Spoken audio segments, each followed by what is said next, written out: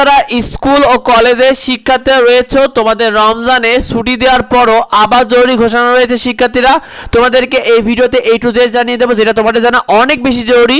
শিক্ষার্থীরা কি কি জরুরি ঘোষণা থাকছে জেনে নাও। প্রথমে তোমাদেরকে জানিয়ে দিই, তোমরা যারা কিন্ডারগার্টেন স্কুলে পড়ো অথবা ইংলিশ মিডিয়াম স্কুলগুলোতে পড়ো, তোমাদের রমজানে অধিকাংশ স্কুলগুলোই কিন্তু খোলা থাকবে, কারণ এই স্কুলগুলো তাদের নিজস্ব নিয়মে পরিচালিত হয় এবং এই কিন্ডারগার্টেন এবং ইংলিশ মিডিয়াম স্কুল খোলা এবং বন্ধের সিদ্ধান্তটা একান্ত স্কুল কর্তৃপক্ষ নেবে।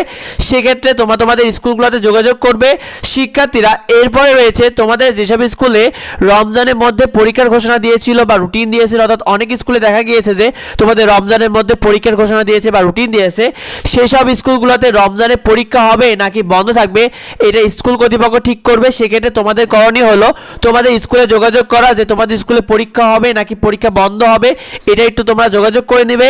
এরপর তোমাদের শুক্রবার, শনিবার এবং সরকারি ছুটিগুলো বাদ দিয়ে শিক্ষার্থীরা তোমাদের স্কুল ও কলেজের অফিসগুলো কিন্তু খোলা থাকবে।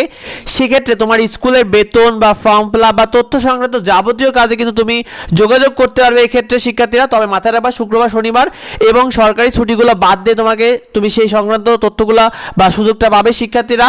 এরপরে তোমাদেরকে জানিয়ে দিই, তোমাদের রমজানের ছুটি নিয়ে সর্বশেষ চূড়ান্ত সিদ্ধান্ত অনুযায়ী সরকারি বেসরকারি মাধ্যমিক স্কুল, কলেজ ও সরকারি প্রাইমারি স্কুলগুলো রয়েছে এবং মাদ্রাসাগুলো, এগুলো ছুটি কিন্তু চলবে 26শে মার্চ পর্যন্ত, অর্থাৎ টানা 36 দিনের ছুটি থাকছে শিক্ষার্থীরা তোমাদেরকে।